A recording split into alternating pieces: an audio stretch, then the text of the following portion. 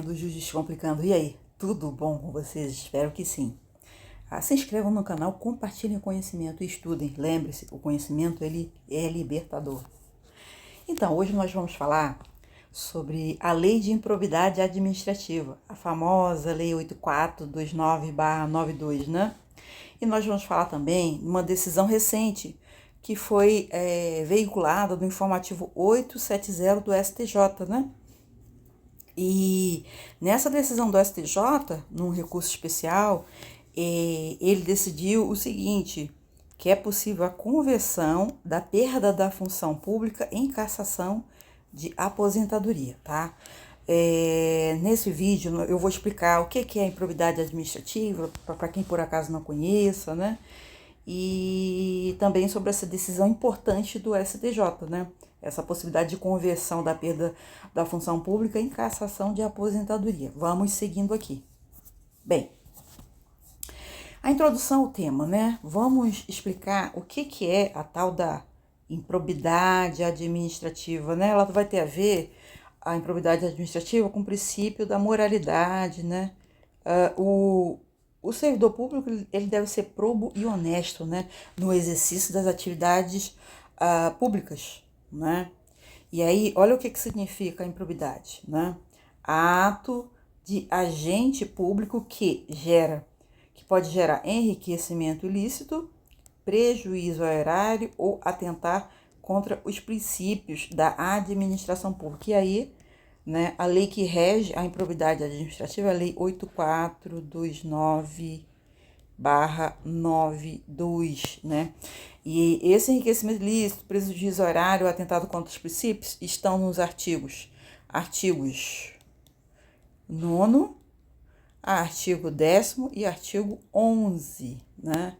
O enriquecimento ilícito no 9º, prejuízo horário no 10º e o 11, atentado contra princípios. A gente forma o método mnemônico EPA, tá?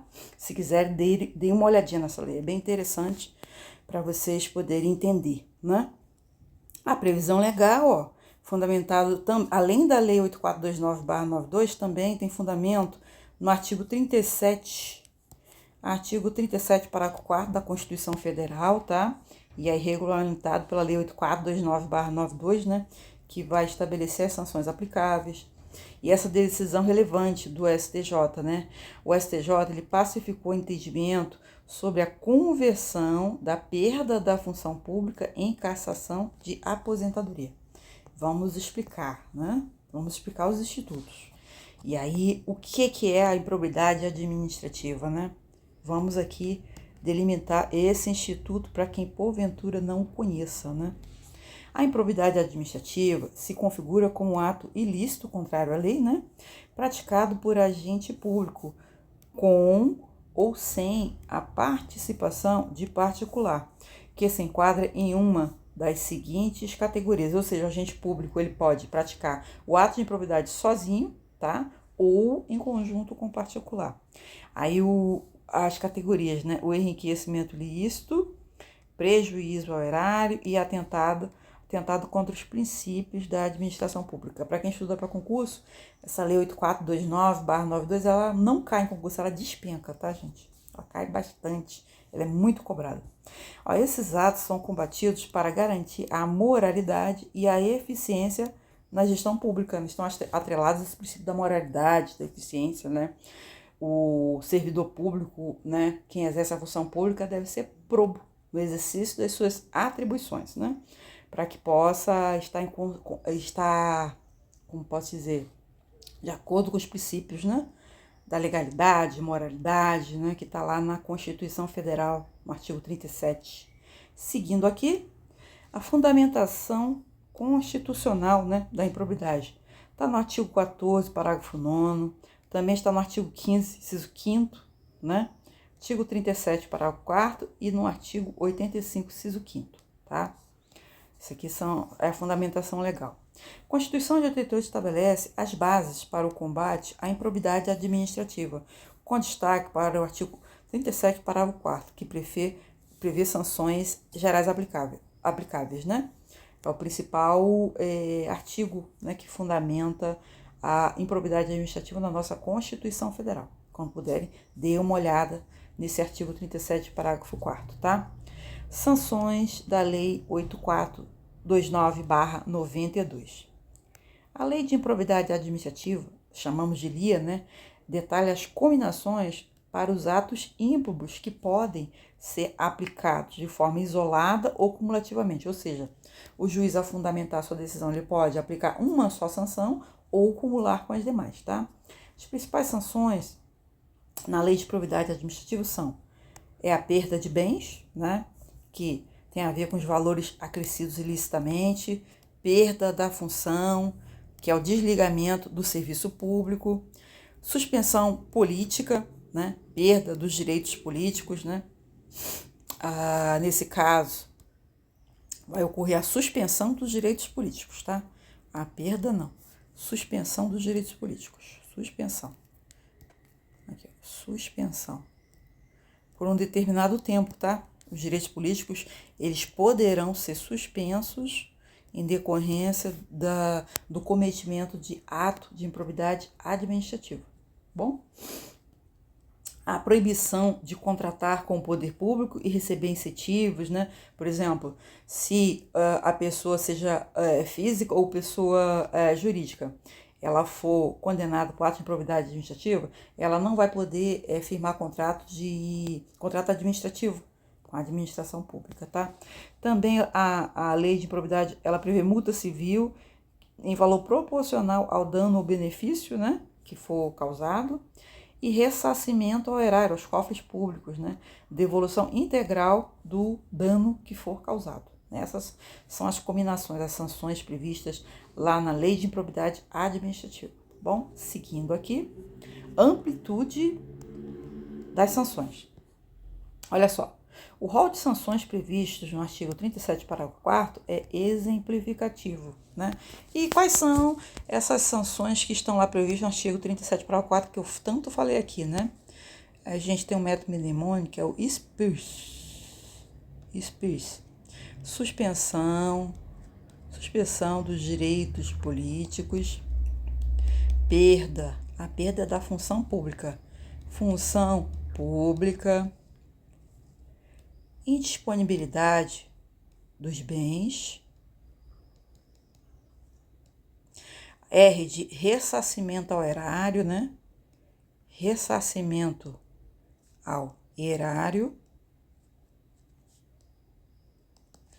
E aí, sem prejuízo da ação penal cabível. Sem prejuízo, ação penal cabível, tá? E isso aqui tá lá no artigo 37, parágrafo 4º.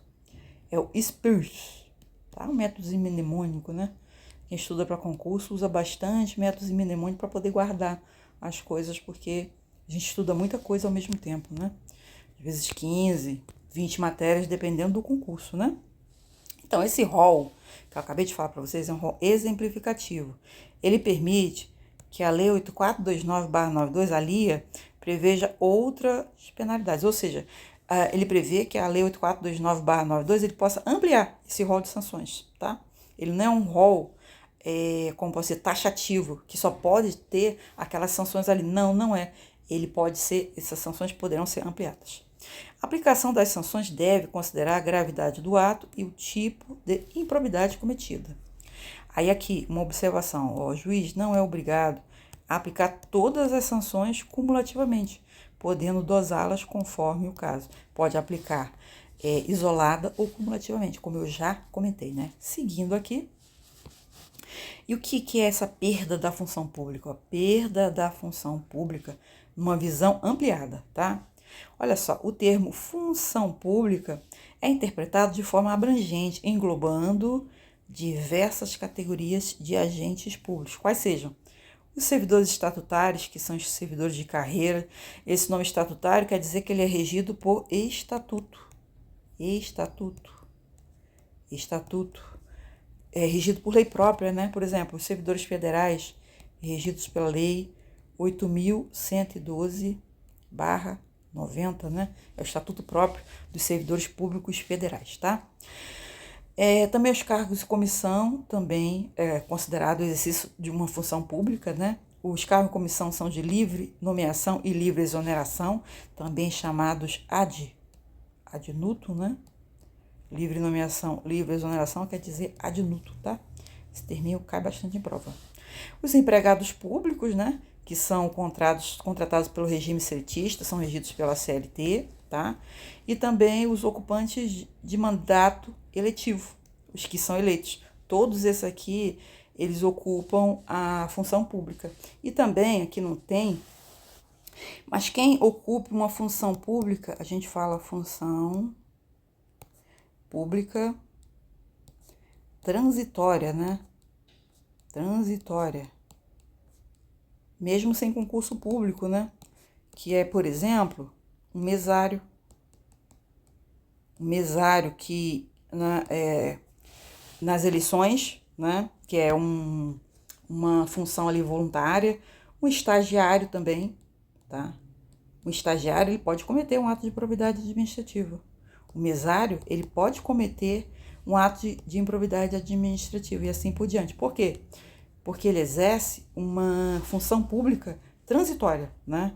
O mesário, enquanto durar as eleições, ele vai estar ali exercendo essa função de mesário. O estagiário, enquanto durar o estágio dele, ele vai estar exercendo atividade pública, vai estar tendo acesso a determinados processos, né?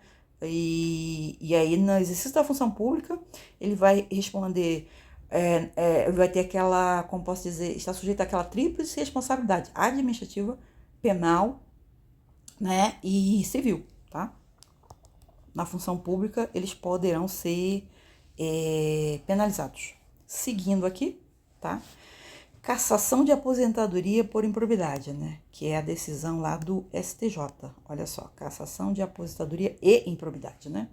Olha só, essa medida visa garantir a isonomia entre servidores ativos e inativos e coibir a impunidade, reforçando o poder disciplinar da administração, tá? A cassação de aposentadoria, deixa eu explicar aqui para vocês. A cassação de aposentadoria é o seguinte: o servidor já está aposentado e aí, por ter cometido um ato de improbidade durante o exercício, ele vai ter a sua aposentadoria cassada, né? Por ter cometido um ato ímprobo. E aí, existe essa possibilidade de ser cassado da aposentadoria. Ele vai ficar sem, mesmo que ele tenha contribuído, né? Mas a administração pública possui essa possibilidade de cassar essa aposentadoria se o servidor cometeu, né? Se for comprovado judicialmente com decisão transitada do julgado que ele cometeu ato de improbidade administrativa. Porque não tem como ele perder a função, né? Então, a aposentadoria dele será cassada, tá?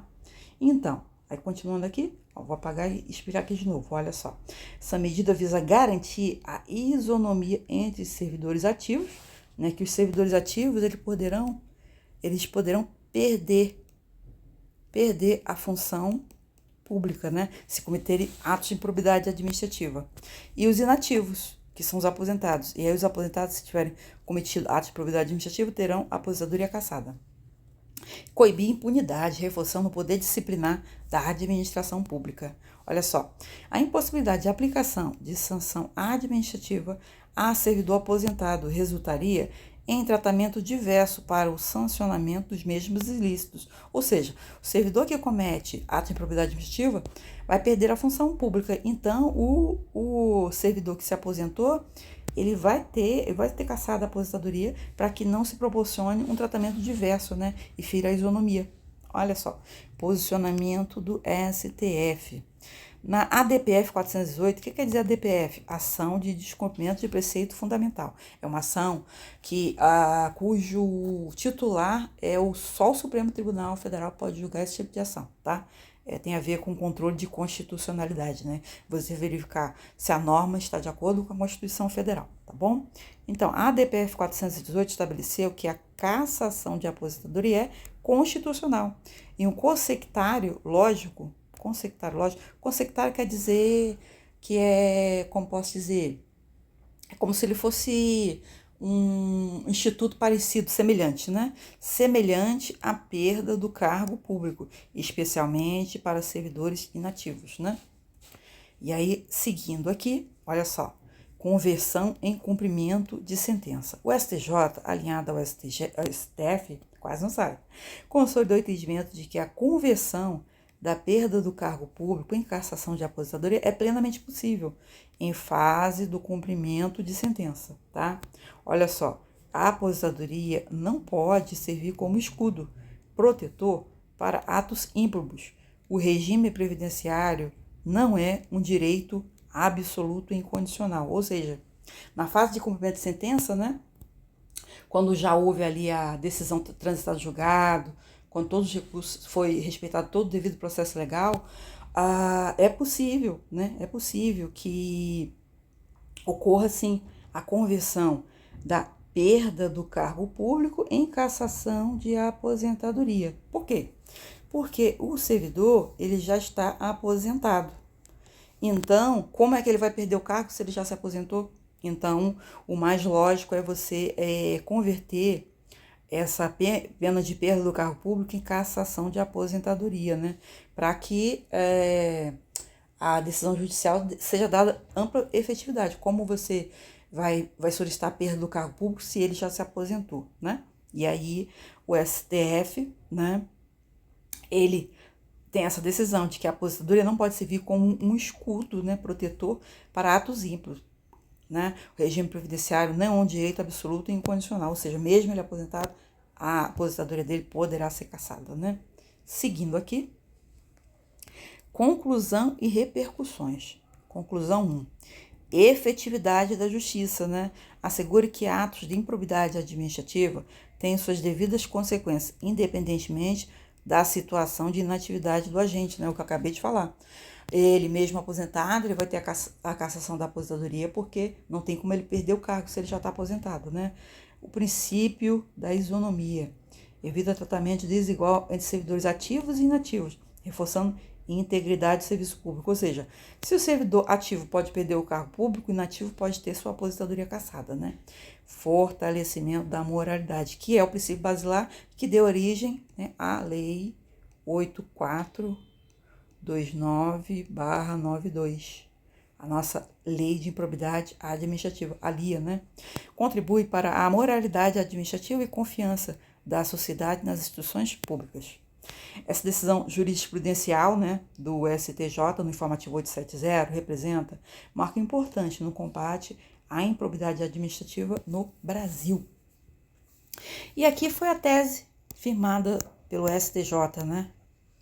Olha só, eu vou ler a tese para vocês. A tese firmada no informativo 870 do STJ diz o seguinte: é possível a conversão da sanção da perda da função pública em cassação de aposentadoria na fase do cumprimento de sentença, em ação de improbidade administrativa, em consonância com a atual jurisprudência do STF. O STF também já tinha decidido que é possível essa cassação essa conversão da cassação de aposentadoria, da perda da função pública, cassação de aposentadoria sem que haja nenhum problema, né?